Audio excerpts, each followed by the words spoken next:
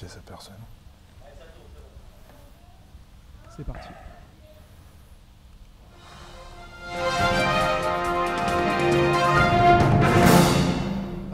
Bonsoir à toutes et à tous, bonsoir Félix. Bonsoir.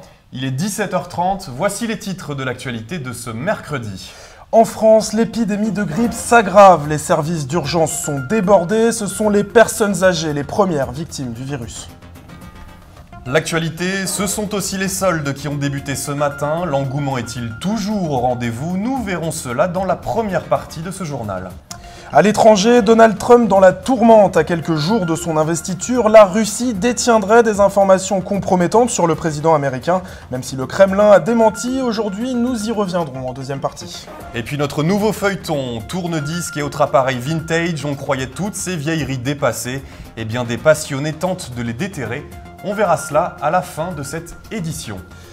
Voilà pour les titres et on commence avec la grippe qui inquiète de plus en plus. L'épidémie n'a pas encore atteint son pic, mais les services d'urgence sont pourtant déjà au maximum de leur capacité. Tiffaine Pocolandel. Dans les couloirs des urgences, les malades attendent patiemment.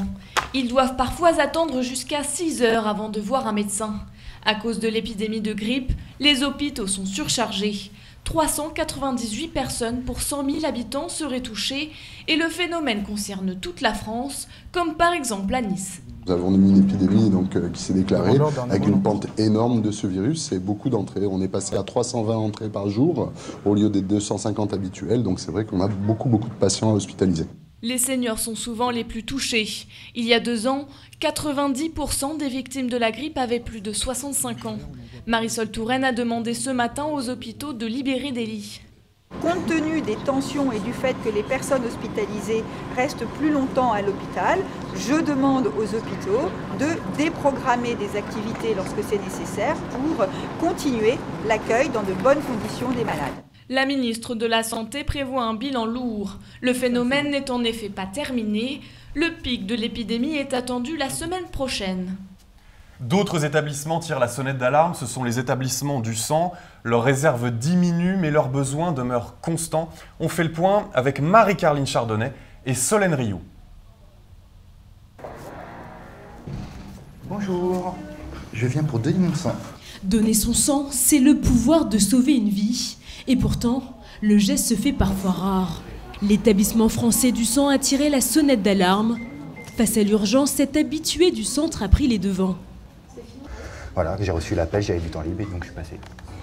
Pourtant, en décembre dernier, on est très loin de l'objectif de 100 000 poches de sang en réserve, en cause la période de fête de fin d'année et une épidémie de grippe particulièrement violente. À partir du moment où vous avez la moindre infection avant le don, de toute façon, vous ne pouvez pas donner. Même le moindre rhume, c'est pas possible. Un don qui se fait chaque année de plus en plus rare, ce que regrette le docteur Benomar, le directeur des prélèvements de l'EFS Île-de-France. Comme le don est bénévole, anonyme et gratuit, il n'y a aucune pression vis-à-vis de la population. C'est simplement un intérêt collectif. Que chacun se sente responsable, que les stocks à l'hôpital soient suffisants et tout le monde sera traité dans les règles de l'art. Pour donner son sang, il faut avoir entre 18 et 70 ans. Cette année encore, ils sont 170 000 à sortir des fichiers à cause de leur âge. Au revoir, bonne journée. Et un autre phénomène de santé qui inquiète, il s'agit du tabagisme. L'Organisation mondiale de la santé est pessimiste. Dans un nouveau rapport, elle estime que le nombre de décès liés au tabac pourrait atteindre 8 millions de personnes pour la seule année 2030. L'OMS qui pointe du doigt les gouvernements, des gouvernements qu'elle accuse de ne pas s'investir suffisamment dans la lutte anti-tabac. Et puis c'est devenu une tradition quasiment immanquable, Bastien. Les soldes ont démarré ce matin. Alors oui, peut-on encore parler de tradition? Il y a le Black Friday, il y a les ventes privées par Internet. Dans tout cela, est-ce que les soldes résistent au marché de la bonne affaire? Fanny Allard et Mathilde Boutemi sont allées enquêter dans les rues de la capitale.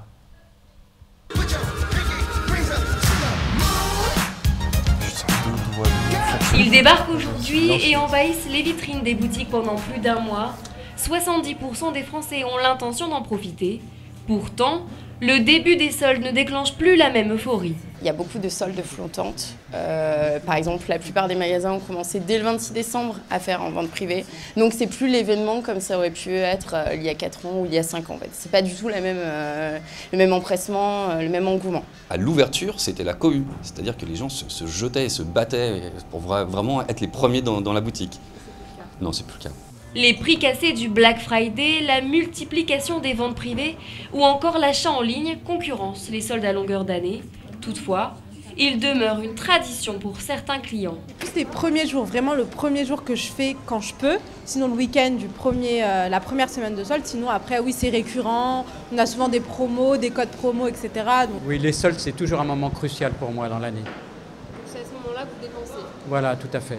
Tout au long de l'année, il y a des moins 20, moins 30, donc on ne paye jamais réellement le prix fort. Donc pourquoi attendre les soldes et juste sur les grosses pièces qui ne sont pas données, donc à moins 30, moins 40, c'est plutôt pas mal. Les Français ont prévu de dépenser près de 200 € pour ces soldes d'hiver. C'est 30 € de moins que l'an passé. Ils sont 7 et ils sont sur le point de se lancer. Le premier débat de la primaire socialiste aura lieu demain soir. Et cette primaire, eh bien, elle a été, on l'imagine, au centre des préoccupations à Matignon aujourd'hui. Andrea et Alexia Ferré étaient sur place ce matin pour un conseil des ministres un petit peu particulier. Oui, effectivement. Tout d'abord, c'était le premier conseil des ministres officiellement présidé par Bernard Cazeneuve, le nouveau Premier ministre. Il s'est déroulé derrière moi, à l'Élysée. Alors les ministres se sont déjà projetés dans la primaire de la gauche. La majorité s'est même déjà positionnée en faveur d'un candidat, Manuel Valls, mis à part Ségolène Royal, qui elle fait bande à part et soutient fermement Emmanuel Macron. Tous les regards sont maintenant dirigés vers la présidentielle, même dans l'hémicycle où Bernard Cazeneuve, hier, a défendu avec fermeté et conviction le bilan de François Hollande. Le président de la République n'a d'ailleurs toujours pas manifesté de soutien à un candidat. Il partira même en voyage officiel en Colombie le 22 janvier prochain, jour du premier tour de la primaire de la gauche. Et puis Manuel Valls devait tenir un meeting le 16 janvier à Rennes, le bastion de l'aile gauche du Parti socialiste. Eh bien ce meeting a été annulé pour un problème d'agenda, a déclaré l'ancien Premier ministre. Actualité internationale maintenant, on part aux États-Unis où Donald Trump vit décidément des jours de plus en plus difficiles à une semaine seulement de son investiture. Aurélie Payette, vous nous avez rejoint sur ce plateau, bonjour. Bonjour. Le nouveau président américain est-il victime d'une chasse aux sorcières comme il le prétend sur les réseaux sociaux ? Alors, en tout cas, c'est la réponse qu'il a donnée après la publication d'un rapport confidentiel dans la presse. Et dans ce rapport, on apprend que les services secrets russes seraient en possession d'une vidéo à caractère sexuel où l'on voit Donald Trump en compagnie de prostituées russes, une scène qui aurait eu lieu lors d'un séjour à Moscou en 2013. Alors, la Russie dément la détention de cette vidéo, mais pour le FBI, la piste est tout à fait crédible car ce rapport, rédigé de 35 pages, était rédigé par un ancien agent des services secrets britanniques, un agent réputé pour la fiabilité de ses sources. Alors d'accord, mais peut-on parler pour autant de désinvestiture de Donald Trump ? Alors non, on ne parle pas de désinvestiture, les médias américains n'en parlent pas du tout, mais en revanche, ils s'entendent tous pour dire que si les faits sont avérés, le scandale serait explosif, du jamais vu, même depuis l'affaire Lewinsky du président Clinton. On est à seulement 10 jours de la cérémonie d'investiture. Clairement, c'est un nouveau coup dur pour Donald Trump qui, chaque jour, semble perdre un peu plus de légitimité. Merci Aurélie pour ce décryptage. Les polémiques, Trump qui occulterait presque les adieux de son prédécesseur à la Maison-Blanche, Barack Obama, qui est encore pour quelques jours le président des États-Unis, eh bien il a tenu à adresser hier un ultime message aux citoyens américains. On l'écoute. But for now, whether you are young or whether you're young at heart, I do have one final ask of you as your president. The same thing I asked when you took a chance on me 8 years ago. I am asking you to believe, not in my ability to bring about change, but in yours. It has been the honor of my life to serve you. I won't stop. In fact, I will be right there with you as a citizen for all my remaining days. Une ultime sortie pleine de sobriété, pleine de détachement, à l'image finalement de son mandat à la tête des États-Unis. Alors que retiendra-t-on justement de son passage à la Maison-Blanche? Retour sur 8 ans de présidence Obama. Fanny Allard. Barack Obama, 47 years old, will become the president-elect of the United States. La première fois, c'était en 2008. Aujourd'hui, après 2 mandats, il tourne la page de la présidence des États-Unis. Le rideau tombe et le bilan est contrasté. Pour certains, il est l'homme du redressement économique du pays. Arrivé au pouvoir en pleine crise, le chômage s'élève alors à près de 8%. Il est à présent en dessous des 5%. Autre priorité absolue de son premier mandat, il fait voter en 2010 la réforme de l'assurance maladie dite Obamacare, qui permet de faire chuter de moitié le nombre d'Américains sans couverture santé. Sa politique étrangère est fustigée par ses détracteurs. Pourtant, c'est sous son premier mandat qu'Oussama Ben Laden est abattu. Tonight, I can report to the American people and to the world that the United States has conducted an operation that killed Osama bin Laden, the leader of Al-Qaeda. En 2015, Barack Obama est le premier président américain à fouler le sol cubain en 88 ans. Les relations diplomatiques sont officiellement rétablies. Les 2 ambassades, à Washington et à La Havane, rouvrent enfin. C'est cette même année qu'après des mois de négociations, l'Iran accepte de réduire ses activités nucléaires contre la levée de la plupart des sanctions internationales. Un bilan toutefois ponctué par de lourds échecs diplomatiques, l'impossibilité de fermer la prison de Guantanamo, le retrait tardif des troupes américaines d'Irak malgré sa promesse de campagne, et l'ombre du conflit syrien pour lequel il a reconnu une forme d'impuissance. Les historiens, eux, retiendront à coup sûr une chose. Barack Obama est devenu à 47 ans le premier président noir de l'histoire des États-Unis. Il a gouverné pendant 8 ans sans aucune éclaboussure, avec une forme d'élégance dans l'exercice du pouvoir, du charisme aussi.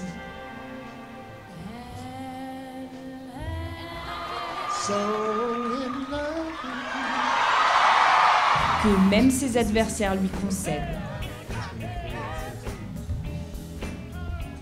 I just have 2 more words to say. 10 secondes.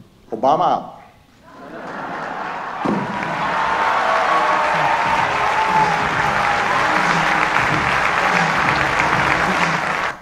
Journée sanglante en Afghanistan, 3 attentats ont été commis à Kaboul, Kandahar et Helmand dans le sud du pays. Le gouvernement impute ces attaques aux talibans qui visaient, semble-t-il, les forces de sécurité. Il y a en tout 50 victimes, dont le gouverneur de la province de Kandahar. L'ambassadeur des Émirats Arabes Unis a quant à lui été blessé. Direction l'Inde à présent, on vous en parlait il y a quelques semaines dans cette édition. Le gouvernement a retiré 90% des billets de banque de la circulation pour lutter contre la corruption. Seulement voilà, les nouvelles coupures n'arrivent pas et l'économie indienne est au point mort. Mathilde Bouteni. Des files interminables devant les guichets de banque, ces scènes de panique se répètent chaque matin. Épuisés par un désordre économique qui paralyse tout le pays, les Indiens perdent leur sang-froid. Des bagarres éclatent. Ce chaos est survenu au lendemain d'une annonce du Premier ministre indien qui a surpris tout le pays. C'était le 8 novembre dernier. Pour libérer le pays des démons de la corruption et de l'argent sale, aujourd'hui à minuit, les billets n'auront plus aucune valeur légale. Du jour au lendemain, les billets de 500 et de 1000 roupies ont perdu toute valeur, soit près de 90% de l'argent liquide en circulation. L'objectif pour le gouvernement est d'assainir l'économie du pays et d'enrayer la corruption et le marché noir très présent en Inde. Mais la transition prend du temps. Les Indiens ont été contraints de rapporter leurs anciens billets devenus invalides en échange de nouveaux. Mais les banques distribuent les nouveaux billets au compte-gouttes et peinent donc à rétablir un retour à la normale. Pour la plupart de la population, ce choc monétaire est un mal pour un bien. Mais pour de nombreux économistes, cela demeure un pari hautement risqué, car en Inde, 90% des transactions se font en espèces, et pour l'heure, la mesure ralentit l'économie de tout le pays. À Lisbonne, le Portugal pleure son ancien président Mário Soares, décédé samedi à l'âge de 92 ans. Plusieurs milliers de personnes se sont rassemblées pour rendre un ultime hommage à l'un des bâtisseurs de la démocratie portugaise. C'est lui qui avait mis fin à 40 ans de dictature en remportant les premières élections libres. C'était en 1974. Justice. À présent, on revient en France. La cour d'appel de Riom a statué et la mère de la petite Fiona restera en prison jusqu'à son procès. Oui, la petite Fiona qui avait disparu en 2013, on le rappelle. Les parents, Cécile Bourgeon et son compagnon, sont à l'époque suspectés, puis condamnés à 5 et 20 ans de réclusion. Le parquet fait aussitôt appel de cette décision et aujourd'hui, eh bien, le tribunal a décidé que Cécile Bourgeon restera incarcérée jusqu'à sa comparution à une date encore inconnue aujourd'hui. Et Youssouf Fofana, lui, a écopé de 10 ans supplémentaires pour des faits antérieurs à l'affaire Halimi. Oui, il comparaissait à Paris pour menaces de mort et tentative d'extorsion sur plus de 40 personnes. 10 ans de prison ferme assortis d'une peine de sûreté de 7 ans pour le chef autoproclamé du gang des barbares qui avait, on le rappelle, écopé de la réclusion criminelle à perpétuité pour l'enlèvement et le meurtre du jeune Ilan Halimi en 2009. Du sport maintenant, et une très bonne nouvelle pour notre économie. La France n'a pas gagné l'euro, mais elle en a tiré de bénéfices financiers.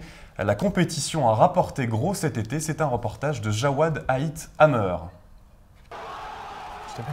Paris, Lille ou encore Lens, l'Euro 2016 de football a attiré des centaines de milliers de supporters.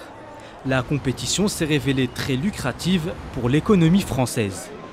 Selon le ministère des Sports, l'État a dépensé près de 200 millions d'euros dans l'organisation et la sécurité, pour des retombées économiques qui se chiffrent à plus d'1 milliard.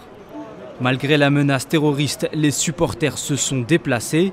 Les secteurs de l'hôtellerie et de la restauration ont fait recette, avec près d'1 demi-milliard d'euros de chiffre d'affaires. On a fait un taux d'occupation très fort. Je crois de mémoire que c'est notre meilleur taux d'occupation. On a fait un mois de juin 2016 qui restera historique. En moyenne, un touriste a dépensé près de 150 € par jour pour un séjour d'une semaine. Une bonne opération donc pour la France, toujours en lice pour l'organisation des Jeux Olympiques de 2024.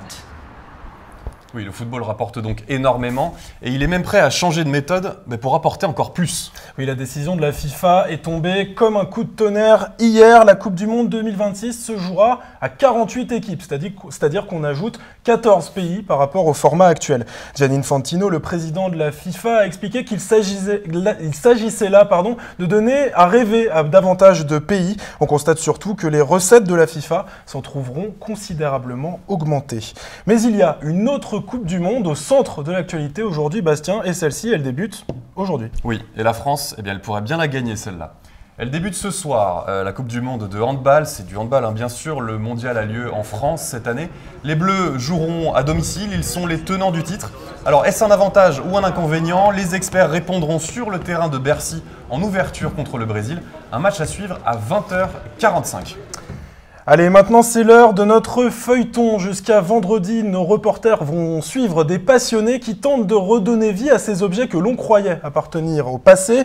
Premier épisode aujourd'hui, Irina Fourni, Nastasia Pazaris et Solène Rioux vous font découvrir ou redécouvrir la photographie argentique. Trouvailles dans un grenier ou simple envie de sortir des sentiers battus. Après, je l'ai jamais testé, je sais pas trop le truc. Les jeunes photographes sont de plus en plus nombreux à revenir aux appareils argentiques. Je travaille comme photographe numérique et puis pour le plaisir, je fais de l'argentique depuis assez longtemps. Il y a quelque chose de plus concret, de plus mécanique, de plus manuel aussi qui est assez agréable. Une tendance qui fait de nombreux adeptes. En témoignent les étagères de cette caverne d'Ali Baba. Un retour à l'argentique par des jeunes qui récupèrent les appareils des parents, des grands-parents même, pour pouvoir les réutiliser à leur manière. Ça, c'est un appareil des années 50. Voilà, je vais le remonter pour passer sur l'étape d'opération. Ici, on répare ces vieilles machines depuis 52 ans et on n'est pas prêt d'arrêter. Direction un atelier d'artistes, ce jeune photographe s'est mis à l'argentique, séduit par son authenticité. La prise de vue est différente parce qu'on sait qu'on va avoir qu'une seule chance. Après, au niveau de même le fait de retirer la pellicule, de patienter jusqu'au développement, t'as vraiment des étapes, c'est vraiment très différent de la consommation d'images que tu as avec le numérique où tu mitrailles. Dernière étape, c'est le développement des clichés, un travail minutieux à effectuer dans l'obscurité. C'est le privilège de la photo argentique où chaque tirage est unique. Et ce qui est unique aussi, c'est le talent de Léa Bons qui nous a rejoint sur ce plateau. Bonjour Léa. Bonsoir. On va parler de cinéma avec vous et on commence par une sortie très attendue. Et oui, on va parler de Dalida, ce biopic sur la chanteuse égyptienne réalisé par Lisa Azuelos. Alors la réalisatrice de LOL signe ici un long métrage touchant sur les moments forts de la carrière de la diva. Mais je vous propose qu'on regarde d'abord un petit extrait. Elle était différente. Mademoiselle Dalida.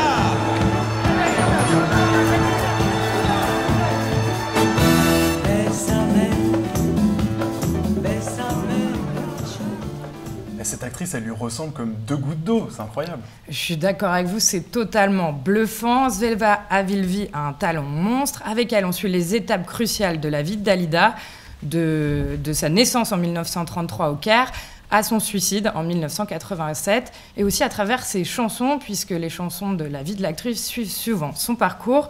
Bref, on valide, et vous aussi, regardez. C'était formidable. Le film est remarquable. Je le conseille à tout le monde, c'est magnifique. On a envie de chanter et j'ai surtout envie de le revoir. Allez, on va parler maintenant d'un acteur qui vous a nettement moins convaincu. C'est Gérard Depardieu, on a parlé tout à l'heure dans les coulisses. Il fait son retour sur le grand écran. Oui, alors j'y reviendrai tout à l'heure, mais Le Divan de Staline, c'est le 3e film de Fanny Ardant, derrière la caméra. C'est adapté du roman de Jean-Daniel Balthassa. Alors, Gérard Depardieu incarne le dictateur russe à la fin de sa vie. Retranché en Géorgie, Staline demande à sa maîtresse de jouer à Monsieur Freud. Il s'allonge sur le divan et raconte ses rêves. La femme se tire une balle dans la tête. Elle se retourne, elle vise mon cœur. Ça m'a réveillé. Alors, Emmanuelle Seigny, elle est impeccable en maîtresse tourmentée. Par contre, Gérard Depardieu ne convainc pas en petit père des peuples. Comme quoi, avoir la nationalité russe, ça ne suffit pas pour jouer Joseph Staline. Allez, on termine avec la palme du jour. Et cette palme, vous la remettez à une jeune réalisatrice aujourd'hui. Et oui, elle a à peine 30 ans. Elle s'appelle Anna Rose Holmer. Et avec The Fits, elle signe son premier long métrage. Alors The Fits, c'est l'histoire de Tony, 11 ans, balancé entre deux mondes, celui de la boxe, avec son frère qui l'entraîne, et celui de la danse, avec un groupe de filles qui s'appelle The Lions, et qui pratique une variante du hip-hop, le drill.